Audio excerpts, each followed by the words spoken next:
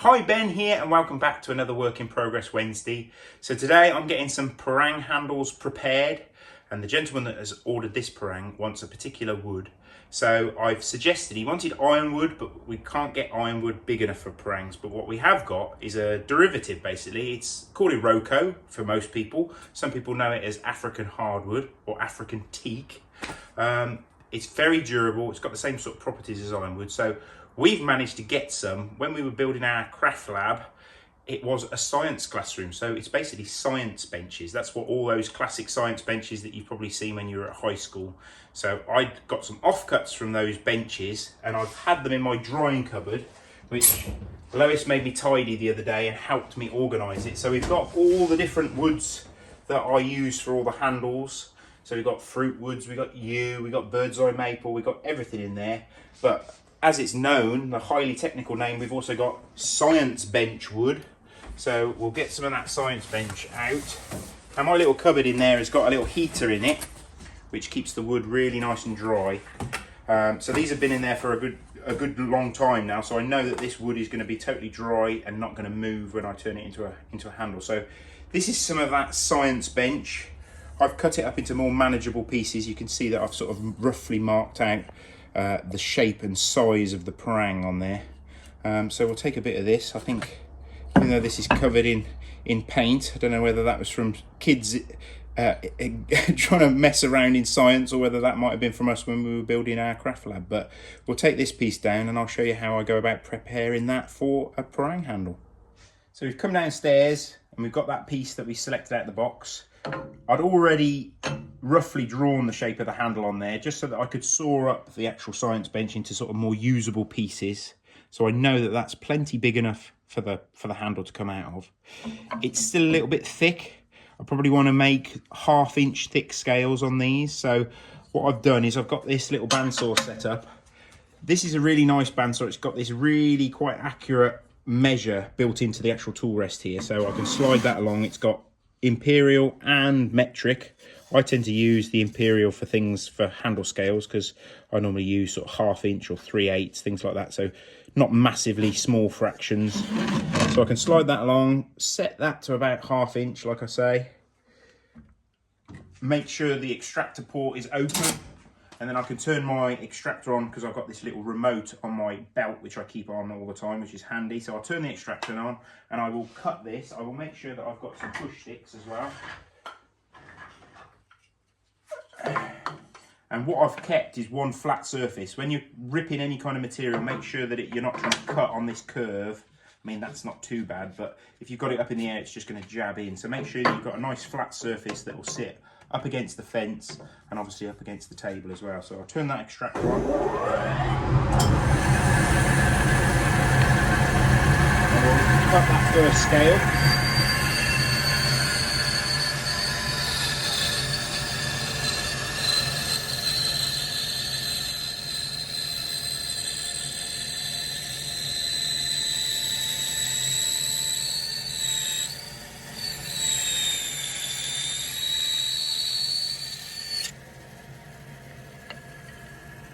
So you can see it's got some really nice grain in there. So that's our accurate 1/2 inch scale.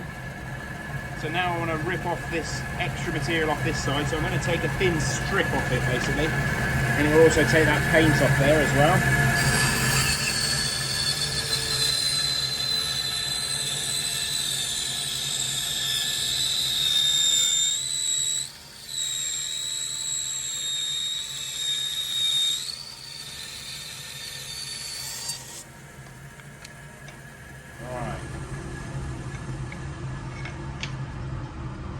So this may seem pedantic, but whenever I'm using blocks of material for handle scales, I always want to make sure that I basically split them in half, put the knife between them, and then bolt them back together again. And what you'll get is you'll get this lovely grain flowing through the handle and make it look very sort of organic and natural. So it can get a little bit confusing at this stage, which bit's which. Obviously they're both flat, you can mix them up. So what I tend to do is mark them with a pen. You don't have to do anything too sophisticated, but if you just literally put some scribe lines on it, in a particular way so that when you orientate it, you know whether you've got the right face matching. And if you want to, you can mark outside on obviously the outside so you don't get confused. But I think those lines is normally what I do, and it works pretty handy for me. So this is the inside face. The saw is cutting really nice and straight, but you still need to prepare this inside surface to actually make it truly flat to fit onto any kind of handle, whether it be a parang or even just a full tang knife blade. So even though it looks like it's matching, we'll go through into the grinding room and we'll prepare those and make those truly dead flat so that they're ready for actually fitting to a tool. So in the grinding room, I've basically got 3-phase motors on all my grinders so that I can run them through this inverter drive. And rather than having to have an inverter drive on every machine, I've got to go through this splitter box. So basically I can select which grinder I want to use, turn one off, turn one on, and I can use that same variable speed motor. So what I've got is I've got a disc sander, which I use for flattening all my handle scales. So I'll select it to the disc sander, and I want to set this so that it's running at about 20. I've found that if you run it any faster than that, you round off the edges of the scales. So we'll be running it at 20. And then I've got this very sophisticated, high-tech, movable hose for my extractor. So basically I can have it set up here for grinding handles, but I can then move it over here to my disc sander. And for those of you haven't seen these before, you basically get a build-up of basically wood fibres, or whether you've been using micarta, you'll get that sort of sticking into the surface of your sandpaper. So you can get these rubber abrasive cleaning blocks. They are perfect for getting your abrasive to cut efficiently. So before I start, I'm going to clean that with this, but obviously I'm going to turn on my extractor. So we'll turn the extractor back on, give this a little bit of a clean. You can see how it pulls all that debris out of the grit of the paper. And then I'm going to start to sand the inside of those scales flat.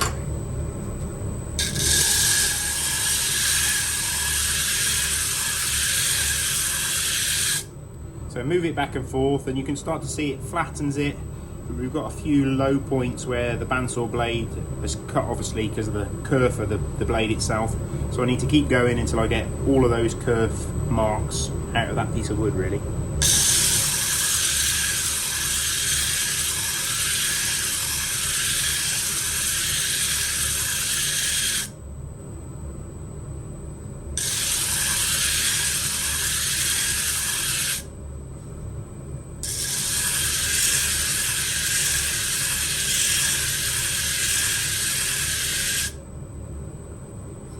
So just like so, basically. So we've got rid of all those marks, and that's the inside face. This is already smooth, so we'll just do exactly the same process to that other half.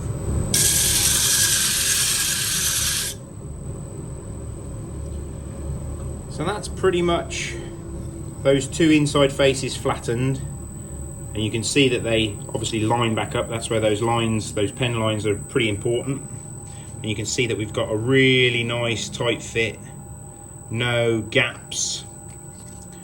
And the way that I was moving the piece of wood on the disc sander, it prevented me from rounding those corners, those edges.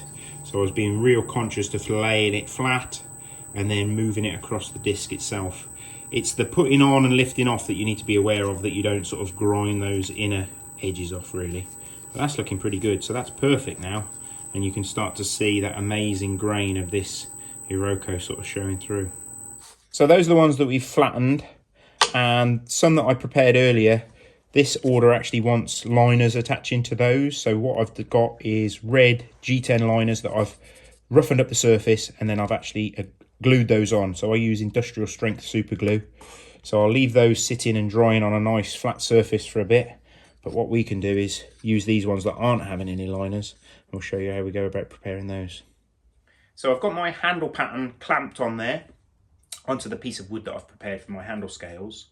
And then everybody always laughs about how many pillar drills that I've got, but this is why, if you're into sort of production. So first thing I'm going to do is I'm going to put them onto these 1, 2, 3 blocks, which will keep it parallel to the drill table, but it allow me to use that clamp. And we're going to go through with the largest one, which will be our lanyard hole. We'll drill all the way through on that one. And I use cobalt drills most of the time on these handle materials. If I'm drilling G10 and Makata and things like that, I actually use carbide drills, and they don't go blunt then. So that's that one drilled all the way through, and we work down the line. So this is 4mm.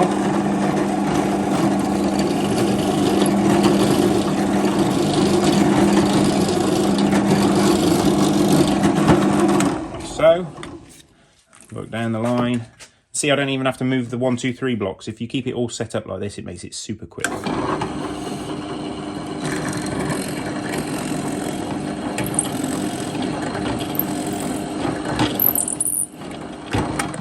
Boom. So that's the 3 holes in there. Obviously, these are for the fixings, for the Loveless bolts. So before I unclamp this, important to come over to my high-tech jig over here. That allows me to put my handle material down with the clamp still on, and then I can draw around that handle pattern all the way around, and also at the front there, just to mark out the position of where the actual scales finish. And then we can unclamp that. We've got our holes drilled, handle pattern profile drawn on there, and it's still in 2 halves. So now our holes are nice and parallel and square to each other.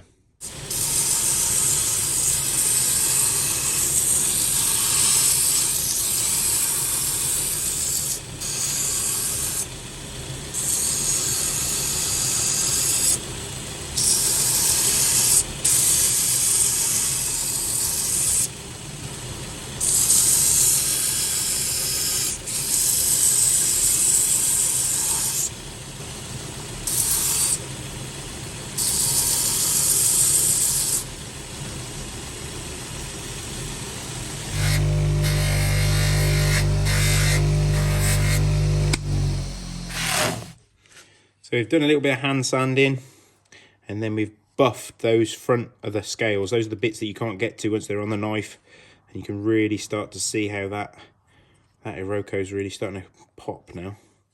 So that's going to look really nice. So next thing I like to do is make sure that it all goes together nicely, like a dry fit, before we do any counter bores and things like that. So I've got some of the Loveless bolts that I'll be using. Make sure that they go through the holes. When you've got epoxy on the scene, it's always a bit more stressful, so it's good to have a few dry runs, make sure it all goes together nicely.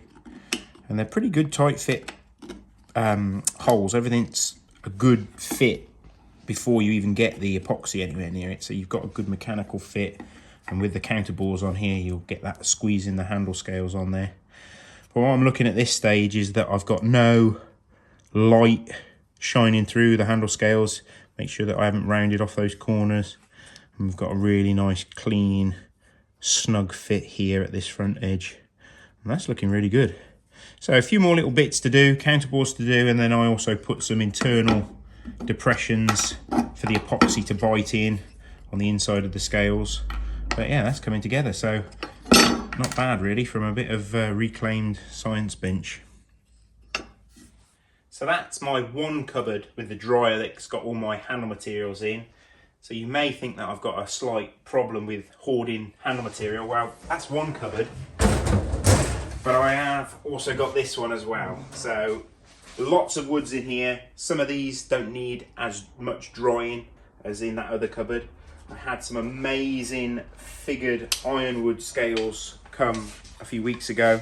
Got some amazing burr and burls and figuring in those. So these come pre-cut, but they tape them together so that you don't mix them up. So some amazing handle materials in there. But yeah, for those bits of science bench, hopefully we'll have one of those parangs finished off, and you can see how beautiful that bit of reclaimed timber is really. But yeah, a lot of people ask us, why are we called Craft Lab Knives and Craft Lab Leather on Instagram? Well, basically because one of our workshops is made from an old science classroom, it kind of made sense that we were now a craft laboratory. So yeah, Craft Lab Knives and Craft Lab Leather. So if you're not following us on Instagram, at least you'll be able to follow us now. You know what we're to look for. But that's what we were working on this week. Hopefully you enjoyed it, and we'll see you next time.